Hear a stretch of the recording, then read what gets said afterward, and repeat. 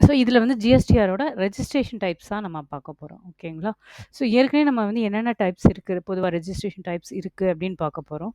So இதில யார் யாருக்கு என்னென்ன இப்போ ஜிஎஸ்டிஆர் 1லேருந்து ஒரு 11 வரைக்கும் நமக்கு டைப்ஸா இருக்கு.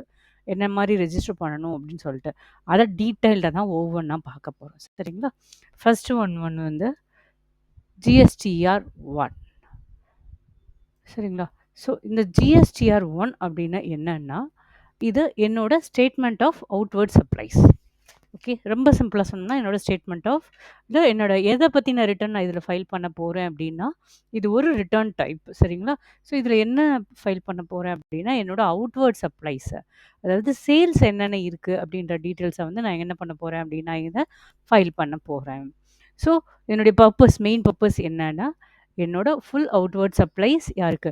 வெதர் ரிஜிஸ்டர்ட் பெர்சனுக்கு பண்ணியிருந்தாலும் சரி, அன்ரிஜிஸ்டர்ட் பெர்சனுக்கு பண்ணியிருந்தாலும் சரி, இல்ல எக்ஸ்போர்ட்டுக்கு பண்ணியிருந்தாலும் சரி, யாருக்கு பண்ணியிருந்தாலும் அந்த ரிப்போர்ட்ட வந்து எனக்கு என்ன பண்ணிடுவோம், இதில ஃபைல் பண்ணிடுவோம். ஸோ டீட்டெயில்ஸ் யார் யாருக்கு நம்ம ரிப்போர்ட் பண்றோம் இத? பி2பி சப்ளைஸ் பிசினஸ் டூ பிசினஸ்க்கு பண்ணாலும் சரி, பிசினஸ் டூ கன்சியூமர்ஸ்க்கு பண்ணாலும் சரி, எக்ஸ்போர்ட்டுக்கு பண்ணாலும் சரி, any debit or credit notes பண்ணாலும் சரி, டிசிஎஸ் அந்த மாரி இது எதுனாலுமே நமக்கு என்ன வந்துரும்னா, இந்த ஜிஎஸ்டிஆர் 1ல வந்துரும் அப்படின்னு சொல்றோம். சரிங்களா? ஸோ இத ரொம்ப சிம்பிளா சொன்னோம் அப்படின்னா, ரிட்டர்ன் ஆஃப் சேல்ஸ் அவுட்வர்ட் அப்படின்னு சொல்லலாம். ஸோ இதில இதில மெயினா வந்து என்ன சொல்லப் போறோம் அப்படின்னா, what are the goods I have delivered, to whom I have delivered and where I have delivered and what price I am giving that goods to the supplier. Am recipient and எந்த என்ன GST ரேட்ல நான் குடுக்கப் போறேன். And என்னோட taxable amount என்ன? So அப்போ அதுக்கு என்ன ரேட் ஆஃப் ஜிஎஸ்டி போடுறேன் நானு. இந்த மாரி எல்லா எல்லா டீட்டெயிலுமே வந்து இந்த ஸ்டேட்மெண்ட்ஸ்ல கேப்சர் ஆயிருக்கும் அப்படின்னு சொல்றாங்க. சரிங்களா? ஓகே. இப்போ ஒரு ஆள் என்ன பண்ணுவாங்க அப்டின்னா, ஆ நான் பர்ச்சேஸ் பண்ற அந்த திங்ஸ்ல இருந்து தட் இஸ் நான் ஒரு பொருள பர்ச்சேஸ் பண்ணி தானே சேல்ஸ் பண்ணுவேன். அப்படி பர்ச்சேஸ் பண்றப்போ, எனக்கு ஒரு இன்புட் டாக்ஸ் கிரெடிட் வருமா? சரிங்களா? ஸோ அந்த இன்புட் டாக்ஸ் கிரெடிட் எனக்கு எங்க இருக்கும்? 2ஏ, 2பில போய் உட்காரும்ன்னு சொல்லுவாங்க. சரிங்களா? அதே மாரி தான். இந்த ஜிஎஸ்டிஆர் 1 வந்து நீங்க அப்டேட் பண்ணிட்டீங்க. அதாவது உங்களோட சேல்ஸ் என்ட்ரிய நீங்க அப்டேட் பண்ணிட்டீங்க அப்டின்னா, அது ரெசிபியன்ட்டோட ஜிஎஸ்டிஆர் 2ஏ, 2பில போயி ஆட்டோமேட்டிக்கா அப்டேட் ஆயி உட்காந்துரும். சரிங்களா? ஸோ அத வச்சு தான் அவங்க அந்த அந்த ரெசிபியன்ட் என்ன பண்ணுவாங்க, ஸோ நீங்க ஒருத்தவங்களுக்கு சேல் பண்ணியிருப்பீங்க இல்லையா? அவங்களோட இன்புட் டாக்ஸ் கிரெடிட்ட வந்து கிளைம் பண்ணிப்பாங்க. சரிங்களா? ஸோ இதனுடைய ஃபைலிங் ஃப்ரீக்வென்சி என்ன அப்டின்னா, இட்ஸ் மந்த்லி அல்லது குவார்ட்டர்லி அப்டின்னு சொல்றாங்க. ஸோ ஒரு ரெஜிஸ்டர்டு பெர்சனா இருக்கிறப்போ, registered person in the sense any person liable to pay tax அப்டின்னு சொல்லுவோம். தட் இஸ் என்னோட ஆனுவல் டர்ன் ஓவர் வந்து 40 லேக்ஸ்க்கு மேல போறப்போ ஆட்டோமேட்டிக்கா நான் என்ன பண்ணிடுவேன் அப்டின்னா, ஒரு ரெஜிஸ்டர்ட் பெர்சன் ஆயிடுவேன். ஸோ அப்படி இருந்தா நான் இத வந்து மந்த் ஆன் மந்த் தான் சொல்லணும்னா, it's return of disclosure. Reporting everything. That is என்னோட சேல்ஸ் பத்தின எல்லா யார் யாருக்கு பண்ணியிருக்கேன், எங்க பண்ணியிருக்கேன், எப்படி பண்ணியிருக்கேன், என்ன பண்ணியிருக்கேன், என்ன ஜிஎஸ்டி ரேட்ல பண்ணியிருக்கேன், அப்படின்ற மாரி எல்லா டீட்டெயிலையும் வந்து நான் வந்து ரொம்ப பிரீஃபா, டீட்டெயில்டா குடுக்குறேன். இந்த இதுல. சரிங்களா? ஸோ இதுதான் ஜிஎஸ்டிஆர் 1. ஸோ இதுக்கு எக்ஸாம்பிள் என்ன சொல்லிக்கலாம் அப்டின்னா, எனி ரெஜிஸ்டர்ட் பெர்சன்ஸ் எடுத்துக்கலாம். சரியா? நான் சொன்னேன் இல்லையா, ஒரு 40 லேக்ஸ்க்கு மேல போற ஒரு இன்னும் வந்து சிம்பிள் எக்ஸாம்பிள் தான். இப்போ நான் வந்து ஒரு ஹோல்சேல் அ அ அதாவது ஒரு ஹோல்சேலரா இருக்கேன்னு வச்சுக்கோங்களேன். என்ன பண்றேன், எலக்ட்ரானிக் ஐட்டம்ஸ் எல்லாத்தையும் ஒரு மேனுஃபேக்சரர்ன்னு வாங்கி ரீட்டெய்லருக்கு சேல் பண்றேன். அப்ப என்ன ஆகும் அப்டின்னா, நான் கண்டிப்பா ஏன்னா ஹோல்சேலர் கிட்டேருந்து வாங்கி நான் இங்க சேல் பண்றப்போ என்னோட டிரான்சாக்ஷன்ஸ் வந்து ஹியூஜ் வால்யூம்ல இருக்கும். அப்ப நான் என்ன பண்ணுவேன், கண்டிப்பா ஒரு ரெஜிஸ்டர்ட் பெர்சனா தான் இருப்பேன். சரிங்களா? அப்ப என்ன ஆகும் அப்டின்னா, எனக்கு என்னோட பர்ச்சேஸும் இருக்கும், சேல்ஸும் இருக்கும். ஸோ இந்த இதில வந்து எனக்கு கண்டிப்பா நான் ஜிஎஸ்டிஆர் ஃபைல் பண்ணி தான் ஆகணும். ஜிஎஸ்டிஆர் 1 வந்து நான் ஃபைல் பண்ணி தான் ஆகணும். சரிங்களா? இத வேணா நீங்க ஒரு சின்ன எக்ஸாம்பிள் அதுக்கு எடுத்துக்கலாம். ஸோ ஜிஎஸ்டிஆர் 1 வந்து முடிஞ்சிருச்சு. அடுத்து வந்து என்னன்னா, ஜிஎஸ்டிஆர் 2. ஜிஎஸ்டிஆர் 2 அப்படின்னு ஒண்ணு முன்னாடி இருந்தது. இப்ப அத டிஸ்கன்டின்யூ பண்ணிட்டாங்க. பண்ணிட்டு தான் நம்ம 2A, 2B அப்படின்னு சொல்லிட்டு ஒரு தனியாவே ஒண்ணு கொண்டு வந்திருக்காங்க. சரிங்களா? ஸோ இந்த 2A, 2Bக்கு வந்து நீங்க எதுவும் போய் ஃபைல் பண்ணணும் அப்படின்ற மாரி அவசியம் எதுவும் இல்ல. இதுக்கு ஒரு தனி செப்பரேட் ஒரு 10 மினிட்ஸ் வீடியோவே இருக்கு நம்மகிட்ட. அத பாருங்க. அண்ட் இத சிம்பிளா இப்ப சொல்லிடுறேன் நான். சரிங்களா? ஸோ இந்த 2A, 2Bன்றது என்ன அப்படின்னா, நான் ஏன்னா யார் யார்கிட்ட இருந்து பர்ச்சேஸ் பண்ணியிருக்கணும். அந்த பெர்சன்ஸ் வந்து எனக்கு ஜிஎஸ்டிஆர் 1 போடுவாங்கல்ல, அவங்கவங்க அந்த ஜிஎஸ்டிஆர் 1ல போடுற எல்லா ஐட்டமும் எனக்கு எதுல வந்து உட்காந்துரும்னா, இந்த ஜிஎஸ்டிஆர் 2ஏ அண்ட் 2பில வந்து உட்காந்துரும். இது வந்து ஆட்டோமேட்டிக்கா என்ன ஆயிடும் எனக்கு, என்னோட இன்புட் டாக்ஸ் கிரெடிட்டா நான் இத எடுத்துக்கலாம். ஸோ இப்ப என்ன பார்க்க போறோம்னா, ஜிஎஸ்டிஆர் 3பி. ஸோ ஜிஎஸ்டிஆர் 3பின்றது it's a simplified monthly return. என்னோட அ பிசினஸ்க்கு தேவையான மந்த்லி ரிட்டர்னா நான் எப்படி ஃபைல் பண்ண போறேன்னா, 3பி மூலமா தான் பண்ண போறேன்.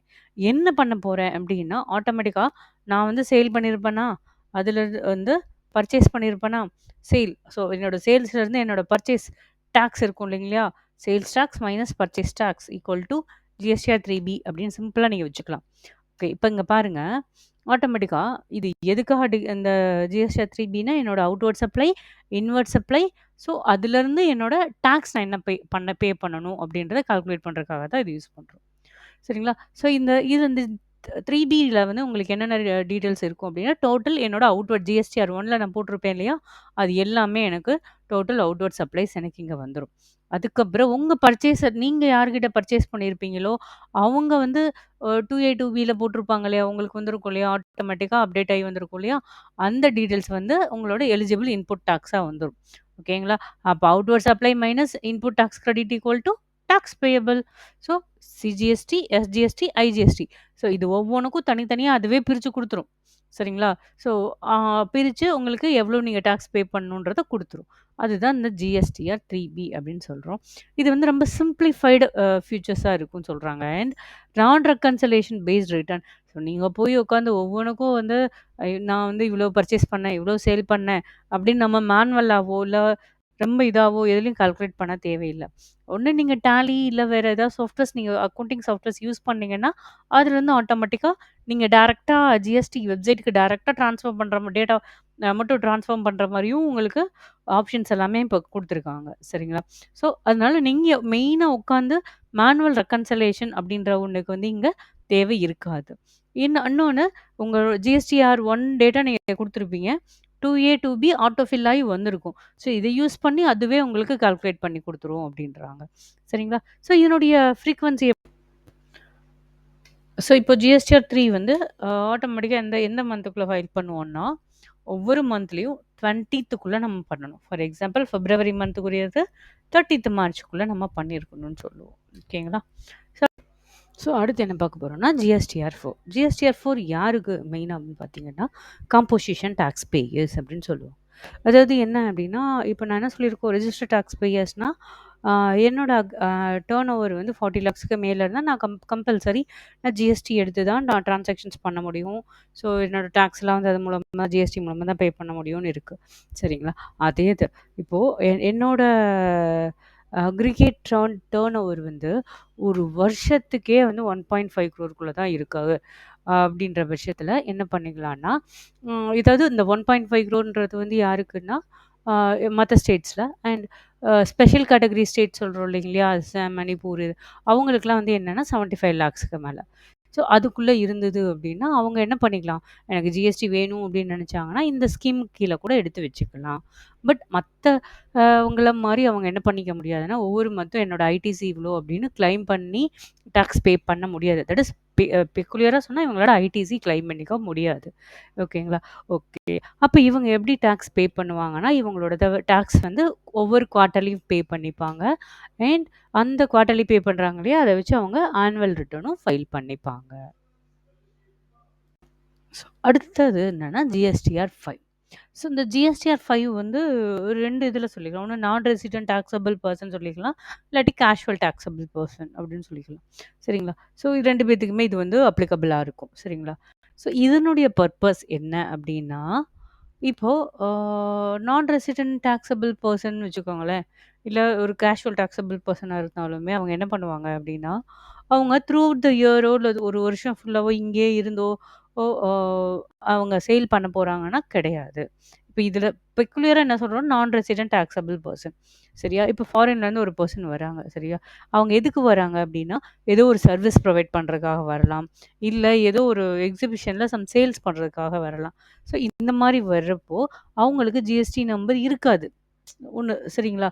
அப்போ அவங்க என்ன பண்ண போறாங்க, இப்போ வராங்க இந்த மந்த் ஆஃப் மார்ச் ஏப்ரல்ல வராங்கன்னு வச்சுக்கோங்களேன்.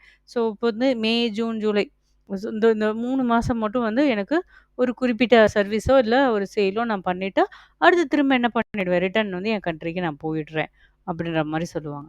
ஸோ அப்ப அந்த மாரி பெர்சன்ஸ்க்கு என்ன பண்ணலாம் அப்படின்னா, இந்த ஜிஎஸ்டிஆர் 5 வந்து ஃபைல் பண்ணிக்கலாம்.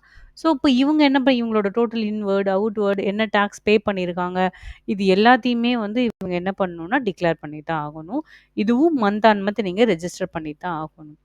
அண்ட் இதில இருக்கிற மெயின் ஒரு இது என்ன அப்டின்னா, இவங்க டாக்ஸ ஃபார் எக்ஸாம்பிள் ஒரு 3 மந்த்ஸ்க்கு ஒரு எக்ஸிபிஷனோ, சேல்ஸோ போடுறாங்கன்னு வச்சுக்கோங்க. சேல்ஸ் எக்ஸிபிஷன் மாரி போடுறாங்கன்னு வச்சுக்கோங்களேன். அதில நான் வந்து ஒரு 10,00,000க்குரிய பொருள வந்து நான் விக்க போறேன் அப்டின்னா, அவங்க அந்த 10,00,000க்கு என்ன அந்த என்ன பொருள் விக்கிறாங்களோ, அந்த பொருளுக்கு என்ன ஜிஎஸ்டி ரேட் இருக்கோ ஸோ ஃபார் எக்ஸாம்பிள் ஒரு 12% வச்சுக்கோங்களேன். அந்த பொருளோட ஜிஎஸ்டி ரேட் வந்து 12% ஸ்பெசிஃபை பண்ணியிருக்குன்னா, அப்போ 10,00,000க்கு எவ்வளவு ஆச்சு? 1,20,000 இந்த அமௌண்ட்ட அவங்க ஜிஎஸ்டி எடுக்கிறப்பயே என்ன பண்ணிடணும்? அட்வான்ஸா பே பண்ணிடணும். சரிங்களா? அப்படி அட்வான்ஸா பே பண்றப்ப எதுல போய் உட்காந்துரும்னா, அவங்களோட எலக்ட்ரானிக் கேஷ் லெட்ஜர்ல போய் உட்காந்துரும். சரிங்களா? ஸோ ஆட்டோமேட்டிக்கா என்ன அந்த சேல் முடிஞ்ச பிறகு, இன்கேஸ் எக்ஸஸா அவங்க சேல் பண்ணியிருந்தாங்கன்னா, அதுக்கு கேஷ் கட்டிட்டு போணும். அப்படி இல்ல கம்மியா இருந்துச்சு அப்படின்னா, அத அவங்க ரீஃபண்ட் வாங்கிட்டு போய்க்கலாம். சரிங்களா? சரி. ஓகே. இன்கேஸ் அவங்க வந்து இது ஆக்சுவலா இது எத்தன நாளைக்கு எடுக்க முடியும் அப்டின்னா, இந்த ஜிஎஸ்டிய இந்த ரெஜிஸ்ட்ரேஷனுக்கு வந்து ஒரு 90 டேஸ் தான் வேலிடிட்டி சரிங்களா? இன்கேஸ் எனக்கு வேணும்னு சொன்னாங்க. இன்னும் ஒரு 3 மந்த்ஸ் நான் எக்ஸ்டெண்ட் பண்ண போறேன் இது அப்டின்னு சொன்னா, அடுத்து ஒரு 90 டேஸ் மட்டும் வேணா அவங்க எக்ஸ்டெண்ட் பண்ணிக்கலாம். சரிங்களா? ஸோ அதேதான். ஸோ இங்க பாருங்க, அ ஒரு எக்ஸாம்பிள் நான் குடுத்துருக்கேன். Foreign company from the UK conducts business in India for 3 months. ஒரு 3 மந்த்ஸ் மட்டும் அவங்க பிசினஸ் பண்றாங்க. Providing consulting services. ஏதோ சம் கன்சல்டன்சி குடுத்துட்டு இருக்காங்கன்னு வச்சுக்கோங்களேன். அப்போ the company must register under GST and pay GST in advance. So அவங்க என்ன பண்ணணும்? அவங்க ரெஜிஸ்டர் பண்ணிட்டு, அவங்களோட ஜிஎஸ்டிய வந்து என்ன பண்ணிடணும்? அட்வான்ஸா பே பண்ணிடணும். Even though it does not have a permanent establishment in India.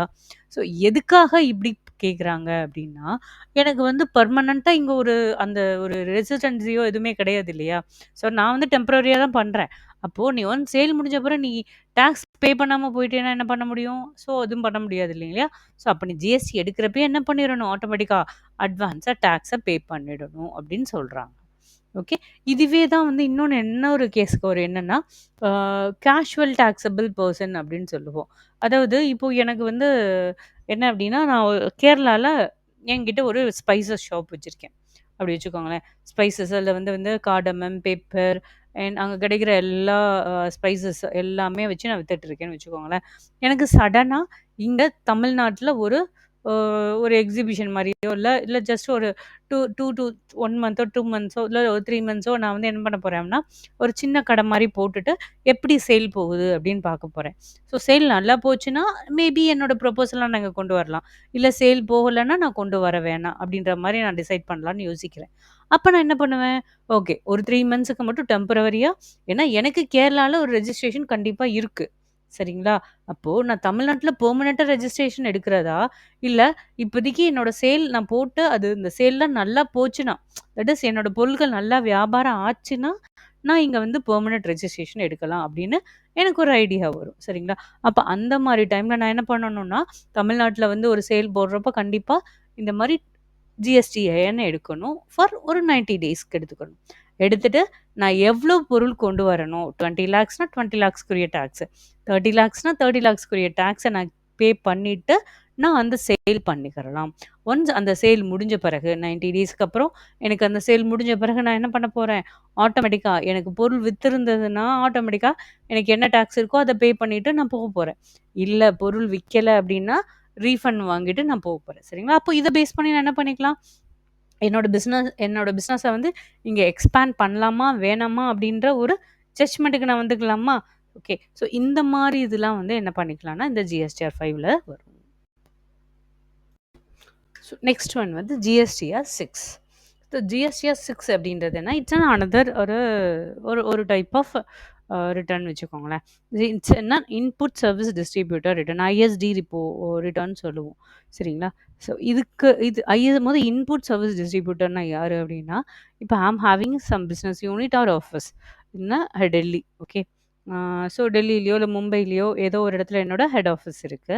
But என்னோட பிரான்ச்சஸ் எங்கெங்க இருக்கு? சென்னை, ஹைதராபாத், அண்ட் இன்னொரு 4 பிளேஸ் பெங்களூர் அண்ட் ஹரியானா ஒரு 4 பிளேஸஸ்ல இருக்குன்னு வச்சுக்கோங்களேன். ஸோ அப்ப எனக்கு என்ன ஆகும் ஆட்டோமேட்டிக்கா, அதாவது நான் பண்ற எல்லா சர்வீசஸையும் நான் குடுக்குற என் மூலமா வந்து ஒரு பிசினஸ்லேருந்து குடுக்குற எல்லா சர்வீசஸையும் அவங்க தான் அந்த ஹெட் பிரான்ச் ஆஃபீஸஸ்ல தான் குடுப்பாங்க இல்லைங்களா? அப்ப எனக்கு என்ன ஆகும், எனக்கு வர இன்புட் சர்வீசஸ் இருக்கும் இல்லையா? அதாவது ஐடிசி இருக்கும் இல்லையா? அத அந்த பர்ட்டிகுலர் பிரான்ச்சஸ்க்கு வந்து பிரிச்சு குடுக்குறது தான் என்ன சொல்றாங்கன்னா, இன்புட் சர்வீஸ் டிஸ்ட்ரிபியூட்டர் சரிங்களா? அப்படின்னு சொல்றோம். இது வந்து ஒன்லி சர்வீசஸ் மட்டும் தான் பண்ண முடியுமே தவிர, ஒரு குட்ஸ்ல வந்து நான் பண்ண முடியாது. ஒரு குட்ஸ் அவங்க வாங்கி விக்கிறப்போ வந்து நான் பண்ண முடியாது. இப்போ அதே இது வந்து நான் ஒரு குட்ஸ வாங்கி விக்கிறாங்கன்னு வச்சுக்கோங்களேன். அது வந்து எந்த பிரான்ச்ல பர்ச்சேஸ் பண்ணி எந்த பிரான்ச் சேல்ஸ் பண்றாங்களோ, அவங்களுக்கு தான் அது அப்ளிகபிளா இருக்கும். சரிங்களா? இது எது சர்வீஸ் அப்படின்றப்ப நான் என்ன பண்ணிக்கலாம் அப்படின்னா, எல்லா இன்புட் சர்வீசஸும் எனக்கும் வரும். ஸோ, அத நான் என்ன பண்ணிப்பேன் அப்படின்னா, என்னோட மல்டிபிள் பிரான்ச்சஸ்க்கு வந்து நான் செக்ரிகேட் பண்ணி பிரிச்சு குடுப்பேன் அப்படின்னு சொல்றாங்க. என்னுடைய ஃபைலிங் ஃப்ரீக்வன்சியும் மந்த்லி தான். இதுவும் ஒவ்வொரு மாசம் 13க்குள்ள ஃபைல் பண்ணணும் அப்படின்னு சொல்றாங்க. இப்ப இதுக்கு ஒரு எக்ஸாம்பிள் குடுத்துருக்காங்க பாருங்க. A large corporation has multiple branches across the country. ஓகேவா? ஒரு பெரிய கார்ப்பரேஷன் இப்போ ஃபார் எக்ஸாம்பிள் பிரான்ச்சஸ் பேங்க்லாம் எடுத்துக்கோங்களேன். ஆட்டோமேட்டிக்கா வேரியஸ் சிட்டீஸ்ல, வேரியஸ் கண்ட்ரீஸ்லலாம் இருக்கும் இல்லைங்களா? அந்த மாரி. The corporate headquarters in Delhi pays for services like so அவங்களோட கார்ப்பரேட் ஹெட் குவார்ட்டர் எங்க இருக்கு? டெல்லியில இருக்கு. அவங்க என்னென்ன சர்வீஸ் குடுக்குறாங்கன்னா, லீகல் கன்சல்டிங் அப்படின்னு குடுக்குறாங்க. And this service tax credit is distributed to so legal consulting all over country குடுத்துட்டே இருக்காங்க. அப்போ அவங்களுக்கு வர அந்த இன்புட் டாக்ஸ் கிரெடிட் இருக்கும் இல்லையா? அத வந்து என்ன பண்ணுவாங்க, டிஃபரண்ட் ஸ்டேட்ஸ்க்கு வந்து அத பிரிச்சு குடுப்பாங்க அப்படின்னு சொல்றாங்க. ஸோ எப்படின்னா, அந்தந்த ப்ரொபோர்ஷனுக்கு ஏத்த மாரி ஒவ்வொரு ஒவ்வொரு பிரான்ச்சும் என்ன மாரி ஆ இப்போ வந்து அந்த பிரான்ச்சோட சர்வீஸ் எந்த லெவல்ல இருக்கு. தட் இஸ் அந்த பிரான்ச்சோட குரோத் எந்த லெவல்ல இருக்கு. ஸோ இல்ல இந்த பர்ட்டிகுலர் சர்வீஸ் ஐடிசி வந்து எனக்கு எந்த பிரான்ச் கிட்ட இருந்து வந்துச்சு. ஸோ இந்த மாரிலாம் கால்குலேட் பண்ணி ஒன்ஸ் தேவைப்பட்டா என்ன பண்ணுவாங்க, எல்லாத்துக்கும் ஈக்குவலா பிரிச்சு தருவாங்க. அப்படி இல்லன்னா, ரெஸ்பெக்டிவ் பிரான்ச் எந்த பிரான்ச்லேருந்து எனக்கு ஜாஸ்தியா வந்து இன்கம்ஸ் வந்திருக்கு. இந்த மாரிலாம் பார்த்து அவங்க அதுக்கேத்த மாரி டிஸ்ட்ரிபியூட் பண்ணுவாங்க. ஸோ அதுதான் என்ன சொல்றோம்னா, இன்புட் சர்வீஸ் டிஸ்ட்ரிபியூட்டட். பட் இதில என்ன பண்ண முடியாது, ஒரு குட்ஸ வச்சு அவங்க பிசினஸ் பண்ணிட்டு இருக்காங்க அப்படின்னா, கண்டிப்பா அந்த குட்ஸ வச்சு பண்றப்போ, அத வந்து நான் வந்து பிரிச்சு குடுக்க முடியாது. அந்த பிரான்ச்சுக்கு தான் குடுக்க முடியும். சரிங்களா?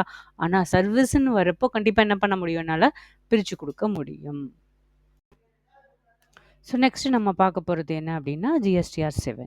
ஸோ ஜிஎஸ்டிஆர் 7 மெயினா எத இண்டிகேட் பண்ணுது அப்படின்னா, டாக்ஸ் டிடக்டட் அட் சோர்ஸ் அப்படின்னு சொல்லுவோம். அதாவது எனக்கு பேமெண்ட் வருது இல்லையா? நான் ஒரு வேலை செஞ்சு தரேன், இல்ல ஒரு பொருள விக்கிறேன். அது வந்து கவர்ன்மெண்ட் என்டிட்டி அல்லது ஒரு கவர்ன்மெண்ட் அத்தாரிட்டியா இருக்கிற பட்சத்தில, அவங்க என்ன பண்ணுவாங்கன்னா, எனக்கு பேமெண்ட் பண்றப்பயே என்னோட டாக்ஸ் அமௌண்ட்ட அவங்க பிடிச்சிட்டு தான் எனக்கு என்ன பண்ணுவாங்க, எனக்கு ரிமைனிங் அமௌண்ட் குடுப்பாங்க. சரிங்களா? ஸோ இதனுடைய இத பத்தி இன்னும் கொஞ்சம் டீட்டெயிலா அடுத்தது இப்போ பார்க்கலாம். ஸோ இதனுடைய ஃப்ரீக்வன்சி மந்த்லி தான் இருக்கும். ஒவ்வொரு மந்த் 10த் வந்து என்ன பண்ணணும்னா, இதுக்கு டியூ டேட் அப்படின்னு சொல்லியிருக்கும். ஓகே. இப்ப இங்க பாருங்களேன். Government department in Maharashtra contracts a supplier for 5 lakh worth of consultancy services. அதாவது ஒரு கவர்ன்மென்ட் டிபார்ட்மெண்ட் வந்து என்ன பண்றாங்க, ஒரு சப்ளையருக்கு 5 லேக் வொர்த் கன்சல்டன்சி சர்வீஸ் குடுக்குறாங்க. அப்படி அவங்க அந்த 5 லேக் வொர்த் கன்சல்டன்சி சர்வீஸ் குடுக்குறப்போ, அவங்க அதுலேருந்து என்ன பண்ணிப்பாங்க அப்படின்னா, 2% டிடிஎஸ் வந்து அவங்க டிடக்ட் பண்ணிப்பாங்க. ஸோ டிடக்ட் பண்ணி அது யார்கிட்ட குடுத்துருவாங்க அப்படின்னா, கவர்மெண்ட்டுக்கு குடுத்துருவாங்க. ஸோ அவங்க குடுக்குற அந்த 5,00,000த்துல அவங்க டாக்ஸ் அமௌண்ட் எடுத்துட்டு தான் குடுப்பாங்க. சரிங்களா? ஸோ இப்போ டிடிஎஸ்னா இப்ப என்னன்னு இன்னும் கொஞ்சம் பிரீஃபா பார்க்கலாமா? ஸோ டிடிஎஸ்னா என்ன அப்படின்னா, it's where person responsible for making specified payments deducts a certain percent of tax at the time of making the payment and deposits it with the government.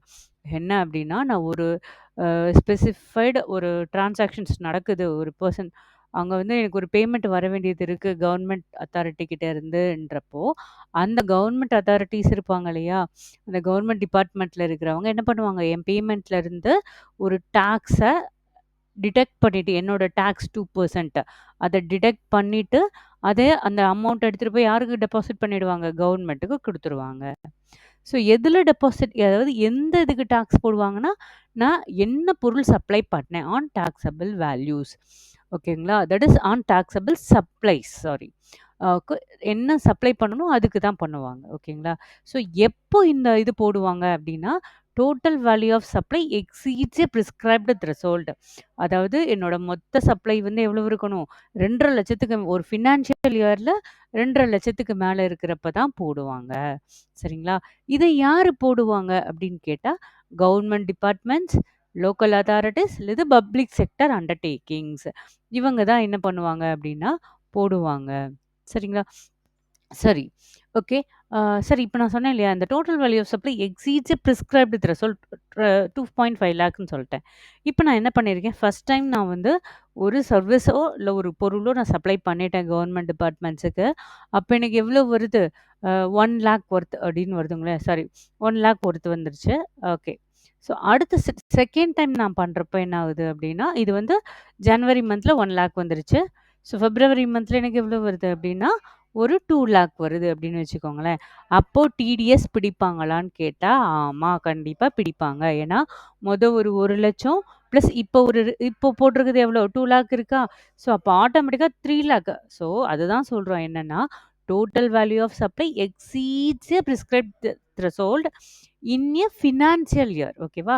So அப்போ ஆட்டோமேட்டிக்கா 3 லேக் வந்துருச்சு. அப்ப எனக்கு 3 லேக்குக்கு என்ன டிடிஎஸ் அமௌண்ட்டோ, அதான் அந்த ஃபர்ஸ்ட் ஒரு 1 லேக் குடுத்ததுல புடிச்சிருக்க மாட்டாங்க. செகண்ட் ஒரு 2 லேக் குடுப்பாங்க இல்லையா? அதுல வந்து புடிச்சிட்டு தான் குடுப்பாங்க. சரிங்களா? ஓகே. ஸோ டிடிஎஸ் பிடிக்கிறதுக்கு வந்து த்ரெஷோல்ட் லிமிட் 2.5 லேக் சொல்லியாச்சு. சரிங்களா? இப்போ இது வந்து இன்க்ளூடிங் ஜிஎஸ்டியா, எக்ஸ்க்ளூடிங் ஜிஎஸ்டியான்னு கேட்டா, எக்ஸ்க்ளூடிங் ஜிஎஸ்டி. ஓகேங்களா? சரி. அடுத்து இந்த டிடிஎஸோட அ மெயின் பர்ப்பஸ் என்ன அப்படின்னு சொன்னோம்னா, டாக்ஸ் நான் வந்து என்னோட டாக்ஸ வந்து கண்டிப்பா கட்டி ஆகணும். ஸோ இதில வந்து எந்த ஒரு டீவியேஷன்ஸும் இருக்கக்கூடாது அப்படின்றதுக்காக தான் இந்த டிடிஎஸ்ன்னு ஒண்ணு வச்சிருக்காங்க. அண்ட் இது யாருக்கு மெயினா அப்ளை ஆகுதுன்னு சொன்னோம் அப்படின்னா, யாரு கலெக்ட் பண்றான்னு கேட்டா, கவர்ன்மென்ட் ரெஜிஸ்டர்ட் பாடிஸ் இதெல்லாம் சொன்னோமா? Government departments, local authorities and public sector undertaking சொன்னோமா? அதே மாரி யாருக்கு வந்து இது குடுப்பாங்க அப்படின்னா, மெயினா இந்த ரோட் கான்ட்ராக்டர்ஸ், சப்ளையர்ஸ், ஸோ கவர்ன்மென்ட்க்கு ஏதாவது மெட்டீரியல்ஸ் சப்ளை பண்றோம், இல்ல ஏதாவது கான்ட்ராக்ட் எடுக்கிறோம் அப்படின்னா, அவங்களுக்கு தான் இது அப்ளிகபிளா இருக்கும் அப்படின்னு. ஸோ என்னன்னா, ஆஸ் யூசுவல் நம்ம பார்த்தோம் ஏற்கனவே 2% என்னோட அ இதில குடுப்பாங்க அப்படின்னா, அதில வந்து 1% சிஜிஎஸ்டி இல்லது 1% வந்து எஸ்ஜிஎஸ்டியா இருக்கும். இல்லது 2% ஐஜிஎஸ்டியா இருக்கும். இது வந்து டிபெண்டிங் ஆன் த டிரான்சாக்ஷனா இருக்கும் அப்படின்னு சொல்றாங்க. சரி, இப்போ ஒரு எக்ஸாம்பிள் பாருங்களேன். ஸோ ஒரு கவர்ன்மென்ட் டிபார்ட்மென்ட்க்கு கவர்ன்மென்ட் டிபார்ட்மென்ட் வந்து குட்ஸ் பர்ச்சேஸ் பண்றாங்க. அதுக்கு எப்படி போடுறாங்க அப்படின்னு பாருங்களேன். A government department purchases goods worth rupees 3 lakh. சரிங்களா? ஒரு ரெஜிஸ்டர்ட் சப்ளையர் கிட்ட இருந்து 3 லேக் வாங்குறாங்க. ஸோ அப்ப இந்த 3 லேக் வந்து 18% போட்டோம் அப்படின்னா, ஆட்டோமேட்டிக்கா 54,000 வந்து அவங்களோட ஜிஎஸ்டி வரும். சரிங்களா? ஸோ இந்த 54,000 டோட்டல் இருக்கு இல்லைங்களா? இந்த 3 லேக்ல இருந்து 2% டிடிஎஸ டிடக்ட் பண்ணிட்டு தான் சப்ளையருக்கு வந்து கவர்ன்மென்ட் வந்து பே பண்ணுவாங்க. ஸோ அது எப்படின்னு பாருங்க. இது ஸ்டெப் பை ஸ்டெப் கால்குலேஷனா போட்டிருக்கேன். ஃபர்ஸ்ட்டு என்னோட எக்ஸ்க்ளூடிங் ஜிஎஸ்டி அமௌண்ட் எவ்வளோ? நான் சொன்னேன் இல்லையா? நான் இந்த 2% டிடிஎஸ் வந்து எந்த அமௌண்ட்ல போடுவோம்னா, எக்ஸ்க்ளூடிங் ஜிஎஸ்டி. ஸோ அப்போ என்னோட அமௌண்ட் எவ்வளோன்னா 3 லேக். ஸோ இப்போ டிடிஎஸ் இதுக்கு கால்குலேட் பண்ணா என்ன ஆகும்? ஆட்டோமேட்டிக்கா இந்த 3 லேக்குக்கு வந்து 2% 6,000 ஓகேங்களா? ஸோ அப்போ டோட்டல் இன்வாய்ஸ் அமௌண்ட் எவ்வளோ இருக்கும் அப்படின்னா, 3 lakh plus GST 54,000 equal to 3,54,000. So இதில டோட்டல் அமௌண்ட்ல என்ன பண்றோம்? இந்த ரூ. 6,000 கழிக்கிறோம். அவ்வளோதான். So payment made after TDS அப்படின்னா எவ்வளோ வருது உங்களுக்கு? 54ல 6,000 போயிடுச்சுன்னா, 3,48,000 சரிங்களா? ஸோ அப்ப இந்த ரூ. 6,000 என்ன பண்ணிடுவாங்கன்னா, கவர்மெண்ட் வந்து நம்மளோட ஜிஎஸ்டிஆர் 7ல போய் டெபாசிட் பண்ணிடுவாங்க. சரிங்களா? ஸோ அப்ப இந்த சப்ளையர் என்ன பண்ணிக்கலாம் அப்படின்னா, இந்த ரூ. 6,000 டிடிஎஸ்ஸா கிளைம் பண்ணிக்கலாம். அண்ட் அவங்களோட இன்புட் கிரெடிட்டாவுமே எடுத்துக்கலாம். பிரச்சனை இல்ல. ஓகேங்களா? ஓகே. இப்ப எக்ஸாம்பிள் பார்த்தாச்சு. அடுத்து என்ன அப்டின்னா, ஜஸ்ட் ஒரு சம்மரி டேபிள் மாரி. சரிங்களா? ஓகே. இப்ப வந்து இதுல என்ன பார்க்க போறோம்னா, ஹூ டிடக்ட்ஸ் யார் டிடிஎஸ் பிடிப்பா? Specified government department, local authority. And என்ன பெர்சன்ட்ல பிடிப்பாங்க? 2%. 1% சிஜிஎஸ்டி, 1% எஸ்ஜிஎஸ்டி அல்லது 2% ஐஜிஎஸ்டியா இருக்கும். த்ரெஷோல்ட் லிமிட் எவ்வளோ? 2.5 லேக்கா இருக்கும். ரிட்டர்ன்ஸ் டூ ஃபைல் எந்த ரிட்டர்னில் ஃபைல் பண்ணுவோம்னா ஜிஎஸ்டிஆர் 7 அதானே இப்போ பார்த்துட்டு இருக்கோம். ஓகே. அண்ட் கிரெடிட் ஃபார் சப்ளையருக்கு என்ன கிரெடிட் இதில் அப்படின்னா அவங்க அந்த டிடிஎஸை வந்து அவங்களோட இன்புட் கிரெடிட்டாக காமிச்சுக்கலாம். ஸோ அடுத்து என்ன பார்க்க போகிறோம்னா ஜிஎஸ்டிஆர் 8 அப்படின்னா என்ன? ஸோ இந்த ஜிஎஸ்டிஆர் 8 மெயினாக யாருக்கு அப்படின்னா என்னுடைய பர்பஸ் என்னன்னா supplies mat through commerce platform and TCS யார் யார் கலெக்ட் பண்ணுறவங்க அவங்க எல்லாருமே இது வந்து எதில் பண்ணுவாங்கன்னா இந்த ஜிஎஸ்டிஆர் 8ல் பண்ணுவாங்க. சரிங்களா? ஸோ இது யார் யாருக்கு அப்ளை ஆகுது அப்படின்னா மெயினாக காமர்ஸ் ஆப்ரேட்டர்னு சொல்லியாச்சு. ஓகே. இந்த காமர்ஸ் ஆப்ரேட்டர் என்ன பண்ணுவாங்கன்னா பையர்ஸ் கிட்ட இருந்து ஜிஎஸ்டியும் அண்ட் சப்ளையர் கிட்ட இருந்து டிசிஎஸையும் கலெக்ட் பண்ணி கவர்மெண்ட்டுக்கு ரெமிட் பண்ணிடுவாங்க. ஸோ என்னுடைய ஃப்ரீக்வன்சி வந்து மந்த்லி தான். அண்ட் ஒவ்வொரு மாதமும் 10க்குள்ளே பண்ணணும் அப்படின்னு சொல்கிறாங்க. சரிங்களா? ஸோ இங்கே ஒரு சின்ன எக்ஸாம்பிள் தான் கொடுத்துருக்காங்க. இப்போ ஃப்ளிப்கார்ட்டில் ஒரு ரூ. 1000 ஒரு பொருளை கஸ்டமர் வாங்கினாருன்னா ஃப்ளிப்கார்ட் என்ன பண்ணுவாங்க கஸ்டமர் கிட்ட இருந்து ஜிஎஸ்டி அமௌண்ட்டை வாங்கி கவர்மெண்ட்டுக்கு ரெமிட் பண்ணிடுவாங்க. அதே மாதிரி என்ன பண்ணுவாங்க செல்லர் இருக்காங்க இல்லையா சப்ளையர் அவங்களுக்கு சப்ளையர் இருக்காங்க இல்லையா அவங்க கிட்ட இருந்து ஒரு 1% டாக்ஸையும் வாங்கி கவர்மெண்ட்டுக்கு ரெமிட் பண்ணிடுவாங்க. சரிங்களா? இப்போ டிசிஎஸ்னா என்னன்னு பார்க்க போகிறோம். சரிங்களா? So where the recipient of goods or services recipient என்ன பண்ணுறாங்க டாக்ஸை சப்ளையர்கிட்ட இருந்து வாங்கி அதை கவர்மெண்ட்டுக்கு டெபாசிட் பண்ணிடுறாங்க. சரிங்களா? இதனுடைய மெயின் யாருக்கு இது அப்ளை ஆகுது அப்படின்னா காமர்ஸ் டிரான்சாக்ஷன்ஸ் பண்ணுறவங்களுக்கு தான் இது அப்ளை ஆகுது. அண்ட் இன்டர்ஸ்டேட் சப்ளைஸ்க்கு ஆஃப் குட்ஸுக்கும் இருக்குது அப்படின்னு சொல்கிறாங்க. ஓகே. ஸோ இது இதனுடைய பர்பஸ் என்ன அப்படின்னு கேட்டிங்கன்னா ஹை வேல்யூ டிரான்சாக்ஷன்ஸ் எங்கே இருக்கோ சரிங்களா? அதாவது என்ன அப்படின்னா இந்த டிசிஎஸ் மெக்கானிசமில் யாரோட அக்ரிகேட் டர்ன் ஓவர் வந்து சம் 50 crore மேலே இருந்துச்சோ ப்ரீவியஸ் இயரில் அவங்களுக்கு தான் என்ன பண்ணுவாங்க அப்படின்னா இந்த மாதிரி டிசிஎஸை வந்து கலெக்ட் பண்ணுவாங்க. சரிங்களா? ஸோ அப்போ இந்த ஹை வேல்யூ டிரான்சாக்ஷன்ஸ் எல்லாத்தையும் என்ன பண்ணணும் அப்படின்னா நான் வந்து ஒன்று பார்க்கணும் இல்லைங்களா பார்த்து அவங்ககிட்ட இருந்து கரெக்டாக டாக்ஸை கலெக்ட் பண்ணணும். சரிங்களா? ஸோ அந்த ஒரு பர்பஸ்க்காக தான் ஹை வேல்யூ டிரான்சாக்ஷனை ட்ராக் பண்ணணும் அண்ட் அவங்க மறக்காமல் அந்த அவங்கள்ட்ட இருந்து டாக்ஸையும் கலெக்ட் பண்ணணும். அந்த பர்பஸ்க்காக தான் இந்த டிசிஎஸ்ன்னு ஒன்று வச்சுருக்காங்க. ஓகே. இப்போ ஸோ ஜிஎஸ்டிஆர் 9 இது என்ன அப்படின்னா என்னோட ஆனுவல் ரிட்டர்ன் அப்படின்னு சொல்லுவோம். நான் மந்த்லி ஃபைல் பண்ணியிருந்தாலும் சரி குவார்ட்டர்லி ஃபைல் பண்ணியிருந்தாலும் சரி நாங்கள் கண்டிப்பாக என்ன பண்ணோம் அப்படின்னா ஆனுவல் ரிட்டர்ன் அப்படின்னு சொல்லிட்டு ஒன்று ஃபைல் பண்ணணும். சரிங்களா? இதுக்கு என்ன பண்ண போகிறேன் அப்படின்னா என்னோட அந்த வருஷத்துக்கு என்னோட டோட்டல் அவுட்வர்ட் சப்ளைஸ் என்ன இருக்குது இன்வர்ட் சப்ளைஸ் என்ன இருக்குது அண்ட் அதில் எவ்வளோ நான் ஐடிசி கிளைம் பண்ணியிருக்கேன் அண்ட் அது என்னோட டாக்ஸ் பீரியட் என்ன சரிங்களா? ஸோ இந்த மாதிரி இருந்தால் எல்லாத்தையும் நான் என்ன பண்ண போகிறேன் அப்படின்னா இந்த ஜிஎஸ்டிஆர் 9ல் கொடுக்க போகிறேன். ஓகேங்களா? ஸோ அது இது என்னோட ஆனுவல் ரிட்டர்னை வந்து இயர்லி வந்து நான் ஃபைல் பண்ண போகிறேன். ஸோ இதே இது நம்ம காம்போசிஷன் டீலராக இருக்கிறாங்கன்ற பட்சத்தில் அவங்க 2 crore மேலே போகலை அப்படின்னா அவங்க ஆனுவல் ரிட்டர்ன் கொடுக்க தேவையில்லை. இல்லாட்டி கண்டிப்பாக அவங்களும் காம்போசிஷன் டீலருமே அவங்களோட டோட்டல் டிரான்சாக்ஷன் டேர்ன் ஓவர் வந்து 2 crore மேலே போயிடுச்சுன்னா காம்போசிஷன் டீலருமே இந்த ஆனுவல் ரிட்டர்ன் வந்து ஃபைல் பண்ணி தான் ஆகணும். மற்றபடி எல்லா ரெஜிஸ்டர்ட் டாக்ஸ் பேயர்ஸுமே இதை பண்ணணும். ஒன்ஸ் இதில் யார் யார் பண்ண தேவையில்லை அப்படின்னா கேஷுவல் டாக்ஸபிள் பர்சன் அதாவது ஒரு 90 டேஸ்க்கு மட்டும் அவங்க தனியாக ஜிஎஸ்டி எடுத்திருப்பாங்க இல்லையா நான் ரெசிடென்ட் டாக்ஸ் பேயர்ஸ் இவங்கெல்லாம். ஸோ அவங்க என்ன பண்ணுவாங்க ஏன்னா ஆட்டோமேட்டிக்காக அவங்க அந்த ஒரு 90 டேஸ்க்குரிய என்ன சேலோ அதுக்குரிய டாக்ஸ் எல்லாம் பே பண்ணி தான் வாங்கியிருப்பாங்க. அதனால அவங்க பண்ண தேவையில்லை. அந்த மாதிரி இன்புட் சர்வீஸ் டிஸ்ட்ரிபியூட்டர்ஸ் பண்ண தேவையில்லை. அண்ட் சம் ஸ்பெசிஃபிக் ஸ்கீம்ஸில் ஏதாவது டாக்ஸ் பேயர்ஸ் ஏதாவது ஸ்பெசிஃபிக் ஸ்கீம்ஸ்க்காக வந்திருக்காங்க அப்படின்னா அவங்களுமே இந்த ஆனுவல் ரிட்டர்ன் பண்ண தேவையில்லை. மற்றபடி ரெஜிஸ்டர்ட் டீலர்ஸ் டாக்ஸ் பேயர்ஸ் எல்லாருமே இந்த இதை ஃபைல் பண்ணி தான் ஆகணும். அண்ட் காம்போசிஷன் டீலராக இருக்கிறவங்க அவங்களோட ஆனுவல் டர்ன் ஓவர் ஒரு 2 க்ரோருக்கு மேல எக்ஸீட் ஆச்சுன்னா கண்டிப்பா பண்ணணும். இல்லாட்டி தேவையில்லை. ஓகேங்களா? ஸோ இதுக்கப்புறம் வந்து ஜிஎஸ்டிஆர் 10 அப்படின்னு ஒண்ணு இருக்கும். அண்ட் 11ன்னு ஒண்ணு இருக்கும். அது இப்போதைக்கு நமக்கு ரொம்ப தேவையில்ல. 10ன்றது வந்து நான் ஒன்ஸ் என்னோட ஜிஎஸ்டி சரண்டர் பண்ணா தான் எனக்கு தேவை. சரிங்களா? ஸோ இதோட இது பண்ணிக்கலாம். மெயினா என்ன பார்க்க போறோம் அப்படின்னா, என்னோட சம்மரி. இப்போ நம்ம பார்த்தோம் இல்லையா?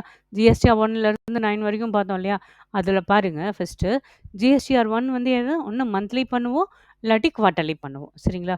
ஸோ அது எப்போ பண்ணுவோம் அப்படின்னா, ஒவ்வொரு மந்த்தும் 11த் பண்ணிடுவோம். அண்ட் குவார்ட்டர்லியா இருந்தா 13த்துக்குள்ள பண்ணிடணும் அப்படின்னு போட்டிருக்காங்க. ஸோ இதனுடைய பர்ப்பஸ் என்ன? என்னோட அவுட்வர்ட் சப்ளை. ஸோ இது வந்து டீட்டெயில்டு ஸ்டேட்மெண்ட்ஸா இருக்கும் எனக்கு. சரிங்களா? ஸோ இது ஆட்டோமேட்டிக்கா இதில ரெக்கன்சிலேஷன் இருக்குன்னா, எஸ் ஆமா. ஏன்னா இது ரெசிபியன்ட்டோட ஜிஎஸ்டிஆர் 2ஏ, 2பில போய் உட்காந்துரும் இல்லையா? அப்ப எனக்கு ரெக்கன்சில் பண்ணி எடுத்துக்க முடியும் அப்படின்னு சொல்றாங்க. அதே இது ஜிஎஸ்டிஆர் 3பி பாருங்களேன். மந்த்லி பண்ற மாரி இருக்கும். ஒவ்வொரு மாசமும் 20ஆம் தேதி பண்ணுவோம். அண்ட் இது summary declaration tax payment. So நான் மொத்தமா என்னோட அ output tax minus input tax equal to இந்த டாக்ஸ் பேமெண்ட் கால்குலேஷன் கொண்டு வருவேன். சரிங்களா? ஸோ அது ரொம்ப சிம்ப்ளிஃபைடா இருக்கும் அப்படின்னு சொல்றாங்க. இதுக்கு ரெக்கன்சிலேஷன் தேவையில்ல. அடுத்து ஜிஎஸ்டிஆர் 4 பாருங்க. இது ஃபார் காம்போசிஷன் ஸ்கீம் டீட்டெயில்ஸ்க்கு அண்ட் குவார்ட்டர்லி பண்ணுவாங்க. ஒவ்வொரு மாசமும் 18த் பண்ணுவாங்க. அண்ட் சிம்ப்ளிஃபைடா இருக்கும் அப்படின்னு சொல்றாங்க. அண்ட் ஜிஎஸ்டிஆர் 9 பாருங்களேன். ஆட்டோமேட்டிக்கா ஆனுவலி இது வந்து ஒவ்வொரு எப்போ பண்ணுவாங்க அப்படின்னா 31 டிசம்பர்ல பண்ணுவாங்க. அண்ட் இதனுடைய கன்சாலிடேட்டட் ஆனுவல் ரிப்போர்ட் எப்போ இருக்கும் அப்படின்னா, கன்சாலிடேட்டட் ஆனுவல் ரிப்போர்ட்டா தான் இருக்கும் இது. சாரி. அண்ட் இது வந்து கொஞ்சம் காம்ப்ளெக்ஸா இருக்கும். ஏன்னா ஒரு இயர்க்குரியத நம்ம பண்றோம் இல்லைங்களா? அதனால. அண்ட் இதுக்கும் ரெக்கன்சிலரேஷன் ரிக்வயர்டான்னு கேட்டா, எஸ் அப்படின்னு சொல்றோம். அடுத்து MCQs. Okay. First question. So first question என்ன அப்படின்னா, which of the following is the mandatory register type under GST? So எது வந்து இதில் மேண்டேட்ரி ரெஜிஸ்டர் டைப்னு கேட்டிருக்காங்க. சொல்லுங்க பார்ப்போம். எது? மூணுல எது? Yes, the answer is all of the above. அடுத்த நெக்ஸ்ட் கொஸ்டின் என்னன்னா, Mr. A, who is a manufacturer, starts a new business with a turnover of rupees 15 lakh. Is registration mandatory? So ஏக்கு வந்து ரெஜிஸ்ட்ரேஷன் மேண்டேட்ரியான்னு கேட்டிருக்காங்க. சரிங்களா? அவர் என்ன பண்ணியிருக்காருன்னா, ஒரு மேனுஃபேக்சரரு.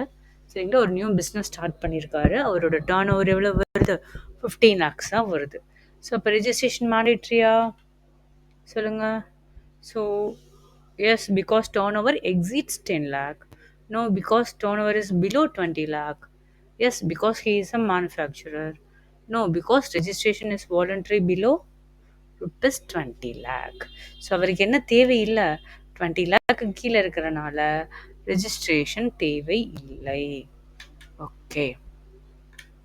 அடுத்த question. Which registration type is applicable for a person who occasionally makes interstate taxable supplies? Question நல்லா பாருங்க. எந்த ரெஜிஸ்ட்ரேஷன் டைப்புக்கு பர்சனுக்கு வந்து ஒகேஷ்னலி எப்பயாவது பண்ணால் இன்டர்ஸ்டேட் டாக்ஸபிள் சப்ளைஸ்க்கு என்ன ரெஜிஸ்ட்ரேஷன் டைப் கொடுப்போம் அப்படின்றது. ஸோ ரெகுலர் ரெஜிஸ்ட்ரேஷனா, கேஷுவல் டாக்ஸபிள் பர்சன் ரெஜிஸ்ட்ரேஷனா, and non resident taxable person ரெஜிஸ்ட்ரேஷனா, அண்ட் காம்போசிஷன் டீலரா. So actually the answer is casual taxable person. Yeah, casual.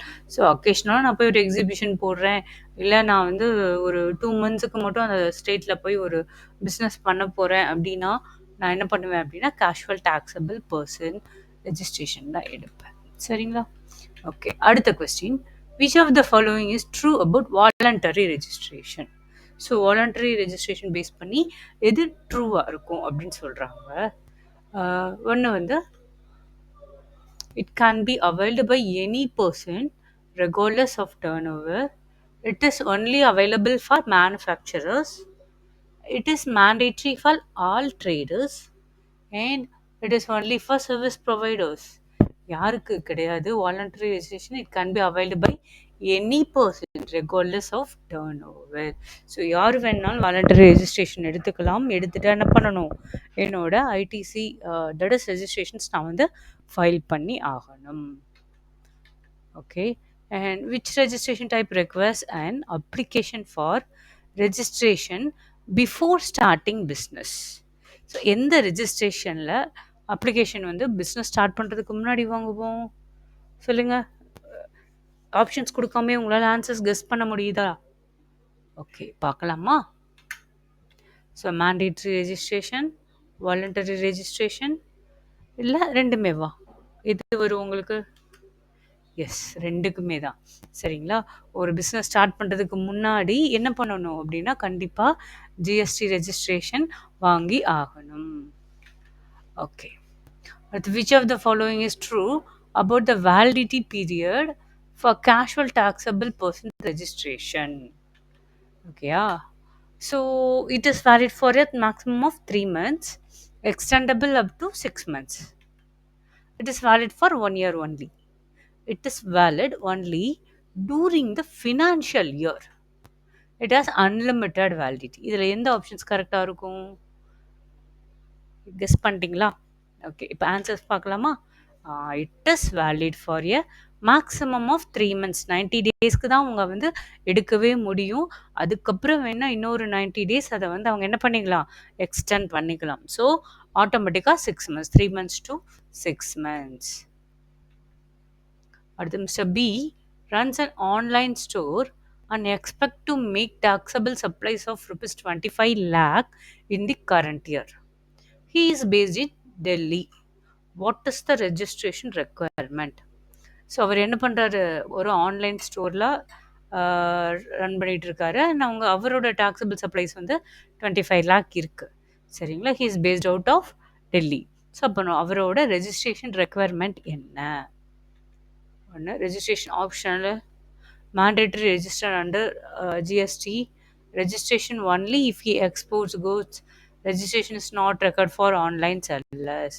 கிடையாது. ஆன்லைன் செல்லர்ஸ்னாவே என்ன தேவை அப்படின்னா நமக்கு மேண்டேட்டரி ரெஜிஸ்டர் அண்டர் ஜிஎஸ்டி. ஓகேங்களா?